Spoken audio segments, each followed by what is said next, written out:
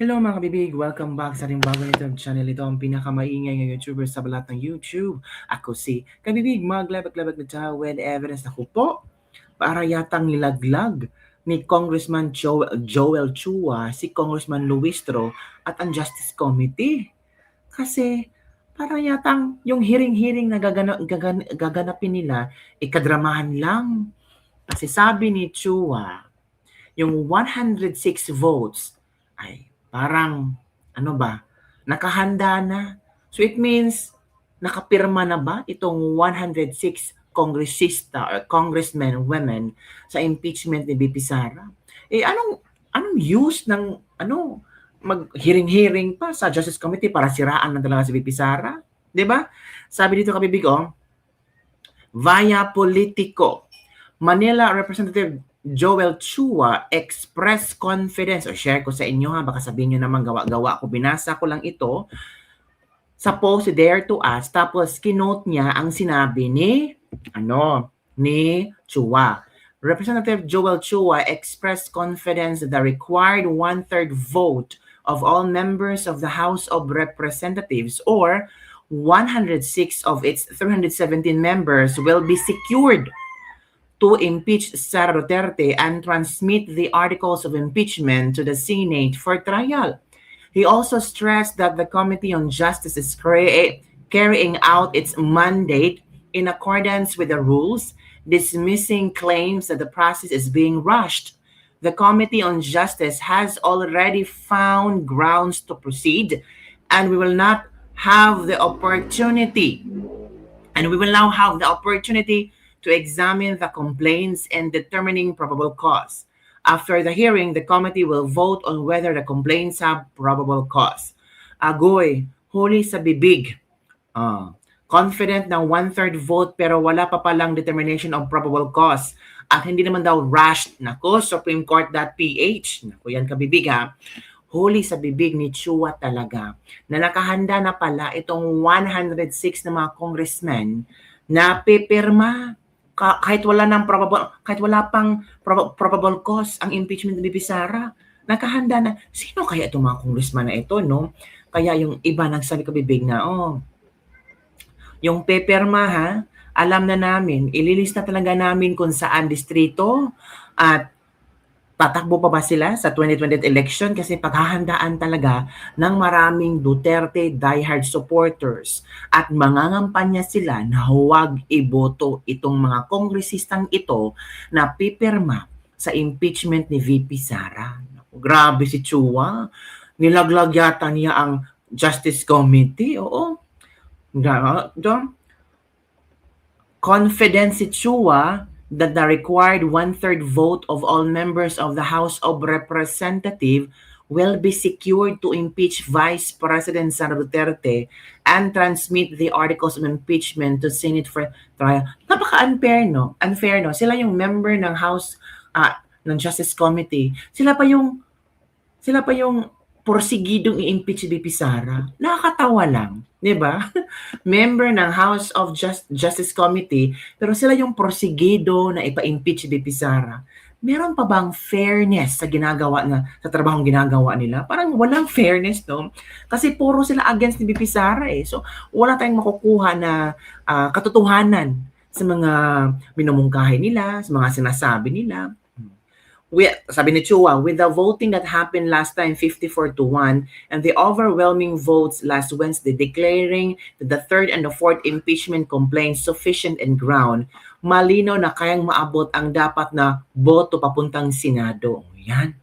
Sa akin, trabaho lang. I will just focus on my job. Pero nakatawa si Chua. I will just focus on my job. Pero sinabi mo na maabot nyo ang 106 votes. Akala ko job mo is to present kung ano yung probable cause. Para yatang pinangunahan mo na. This is our constitutional mandate. Not doing so would be like tuning our backs on our duty. The Committee on Justice has already found grounds to proceed and will now have the opportunity to examine the complaints and determining probable cause. Wow! Coming from Chua, na atat na talagang ma-impeach si BP Sara.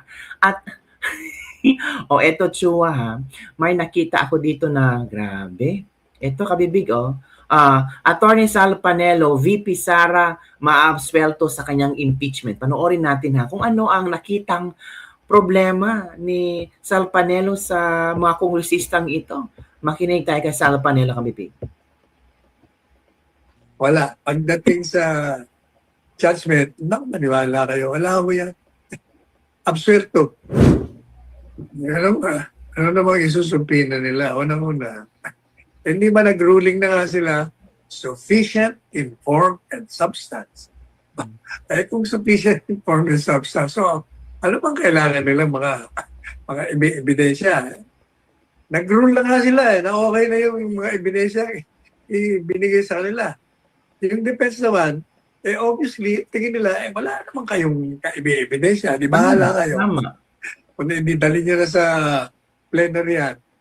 Anyway, gaya na sinabi ko sa inyo, moro-moro lang naman po lahat yan. Moro-moro. Walang mangyayari yan. Tuloy yan. Tuloy ang impeachment. Pagdating sa Kongreso, bobotohan yan. Yung 215 na boto nung nakaraang taon na impeachment, bababa ang bilang noon. Dramatically, that will decrease. Pero makakapasa pa rin. May tatransmit sa Senado. Pero hanggang doon na lang sila. Wala. Pagdating sa Senado, judgment, maniwala kayo. Wala ko yan. Absuelto.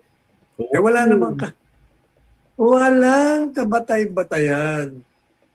Alam nyo, gaya ng mga pinaliwanag ko na sa inyo, di ba?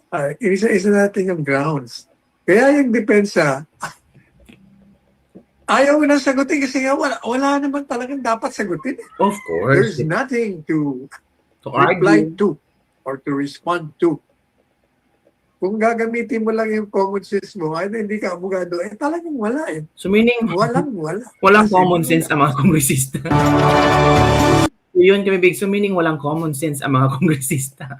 Nawawala ang kailang common sense kasi gusto talaga nila ma-impeach si VP Sara. Sabi nga ni Toby Tiangco, isa-isahin natin yung mga accusations. Number 1, yung COA. Hindi pa kasi final yung COA. Alam naman natin yung notice of disallowance, appealable yan. At kahit magkaroon pa ng finality doon sa COA, pwede pang i-appeal yan hanggang Supreme Court, di ba? Number 2, yung grave threat is a criminal offense, di ba? So, dapat i-file nila sa Department of Justice. Di ba sa criminal case, ang magfa-file ng grave threats, kung sino yung tinakot. Dapat, kung sino yung tinakot, sila yung mag-file. Ang Vice President is not immune from suit. So, dapat sa DOJ. Yung Saliin, alam mo, yung Saliin, napaka-impokrito naman ng Kongreso. Hindi pa nga nirelease yung Saliin ng mga congressman, the height of hypocrisy. Inaakusahan mo yung isang tao na may problema yung Saliin, pero ang mga congressman, tumatago sa technicality. Meron ba naman yung Saliin kailangan pang aprobahan sa plenaryo? So sa akin, doon na ako sa tama. My point din si Congressman Toby Tiangco. So ito kabibigay kayang interview na talagang sinupal-pal ni Congressman Toby Tiangco ang mga ginagawa ng mga kongresista ngayon. Let's watch this video. Isa-isahin natin yung mga accusations, no? Yung COA, hindi pa kasi final yung COA. Alam naman natin, yung notice of disallowance, appealable yan. At kahit magkaroon ng finality doon sa COA, pwede pang appeal yan hanggang Supreme Court. No? So, yon. O baka sabihin na naman, dinidepensa ko, yung sa akin, totoo lang. Sige, sino magtututol sa akin at sabihin na final na yung decision ng COA? Hindi pa yun final. No? Ano pa ba yung isa? Yung grave threat. Kasi sabi nila siya daw mismo ang nagsabi nun sa video. So, nakita yung evidential. Ha? Sabi ni VP, wala daw kontrata. So, hindi daw considered na threat yun. Hindi, sa akin hindi yun eh. Sa akin, di ba yung grave threat is a criminal offense, di ba? So, di dapat file nila sa Department of Justice. Di ba? Bakit di nila file? Who can say it's a grave threat? Kunyari ako, may nanakot sa akin. pwede bang siya ang magsabi na grave threat yun? Di ba ako lang magsasabi if I was gravely threatened or not anyone else, di ba? Correct. Di ba sa criminal case ang magpa-file ng grave threats, kung sino yung tinakot. Correct. Di dapat kung sino yung tinakot, sila yung nag-file ng grave threats. Tsaka Correct. para sa akin sa DOJ yan eh. Because sasabihin lang, ano yan, saan ba tatama yung grave threats? So ibig sabihin, betrayal of public trust. But more than the betrayal of public trust, the grave threats is a criminal offense, di ba? Bakit hindi siya panagutin criminally for that offense? Hindi, walang immunity. Ang may immunity from suit, yun na nga, buti sinabi mo, Bernard. Because yan ang difference. Yan ang difference nung presidente at vice president. Ang president is immune from suit habang siya ay presidente. Ang vice president is not immune from suit. So, dapat doon nila final doon Tama. Agree. sa DOJ. Ano pa ba? Yung SALN, alam mo yung SALN, napaka-ipokrito naman ng Kongreso. Hindi pa nga rini-release yung SALN ng mga congressman. Nakuha niyo ba SALN? Ako rinelease ko. O di ba, yun nga ang stonewalling eh. Ayaw nilang i-release. Di ba kahit sa ombudsman, nagsabi si kung tama yung pagkatanda ko, medyo may sinabi si Ombudsman Boying Remulla doon kasi nga ayaw i-release ng Congress yung SALN ng mga congressman. So ano yun? I mean, that's the height of hypocrisy. Tama. Inaakusahan mo yung isang tao na may problema yung SALN, pero Ikaw. mga congressman, hindi ako kasi ako naglabas ako ng SALN, tumatago sa technicality. Meron ba naman yung SALN kailangan pang aprobahan sa plenaryo? Nakasulat nga sa SALN, doon nga pinirmahan mo yung SALN, kaya nga SALN yan.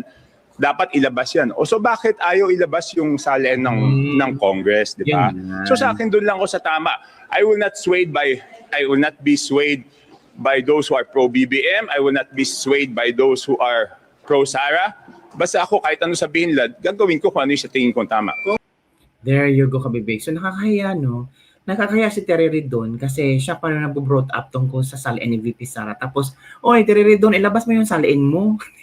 Nagkakahiya itong mga kongresistang ito. Yan na ha, naglaglagan na sila, Kabibig.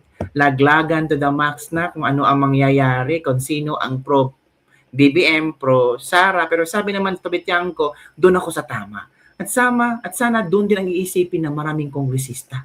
Hindi pro-BBM, hindi pro-Sara, pero yung iba, natatakot na kasi. Yung iba, naku, mag-pro-Sara na tayo kasi si Sara talaga ang pwedeng manalo sa 2028. O, eto, Kabibig, ito yung nabalitaan natin.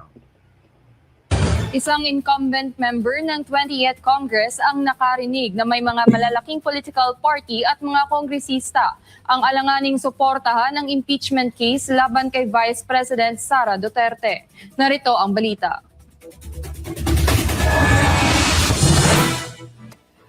Actually, marami na akong naririnig, no? Hindi lang 2, 3 o 4. I think more or less malapit na sa plus-minus 10 na nagsasabi na grabe ang sentimento ng kanilang mga constituents sa kanilang mga distrito, all-out support. So yung iba think twice na kung itutuloy ba nila yung pagsuporta o hindi sila susuporta sa impeachment.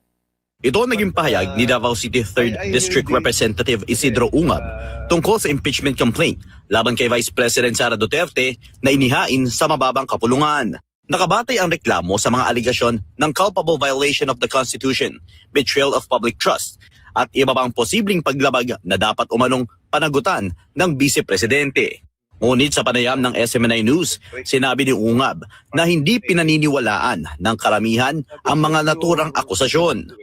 Makikita natin na yung mga constituents, ang approval ratings ni Vice President mataas talaga. Hindi sila naniniwala dito sa mga Agree. Hindi kami naniniwala. Dagdag pa ni Ungab, makikita ng 32 milyong botante ng bise ang mga politikong nag-akusa laban sa kanya. Sa kabilang banda naman, inilahad ni Ungab na may malalaking partido ang inaasahang aatras sa pagsuporta sa impeachment. Malakas yung kwento na yung NPC, Nationalist People's Coalition, nag-meeting daw last week, parang Thursday. At napag-usapan nila, majority daw ayaw na sumuporta doon sa impeachment. Ganon din narinig natin noong press ko, noong NUP, no? And I hear there's another party na gusto na ring umatras. It could be possible na pagbalik namin, mahihirapan silang kunin yung 106 votes. Let us say, kung i-pressure talaga ng admin, maglabas na naman sila ng incentives, maglabas sila ng benefits, kukumbinsin nila yung mga congressman na bumoto, lalo na yung may mga kaso. So I think baka makakuha pa sila, but they will not get the same. Sa huli, sinabi ni Ungab na karamihan sa kanyang mga kasamahan sa Kongreso ay nakukonsensya na umano laban sa ginagawa kay Vice President Sara. Para sa Diyos at Pilipinas kumahal. Oo, nakakonsensya na sila, kabibing. Nakakonsensya kayo or takot na kayo? Takot kayo kasi si VP Sara ang upo sa 2028. Takot kayo na mabalikan kayo ni VP Sara sa kung ano ang ginagawa niyo sa pera ng taong bayan. Lalo na yung mga kongresista na alam ni VP Sara na kinurakot, inabuso ang pera ng taong bayan, lalo na sa flood control. Itong skandal, hindi ito palalagpasin ni VP Sara pag siya nag-uupong presidente 2028. Kaya ang bangungot ninyo ay si VP Sara sa 2028. Yun lang kabibig. Don't forget to like, subscribe, and share this video. Nagsilaglaga na sila. Nako, yan ang sinasabi natin. Nasa huli ba ang pagsisisi or nasa huli ang pag-iisip kung tama ba ang ginawa niyo or hindi? Sige, enjoy nyo lang yung pera ng taong bayan. Kasi sooner or later, yung pera ng taong bayan ay siyang sasampal sa inyo na isang malaking karma na ginawa nyo sa amin. Nakabibig, don't forget to like, subscribe, and share this video. Bye everyone, see you next time.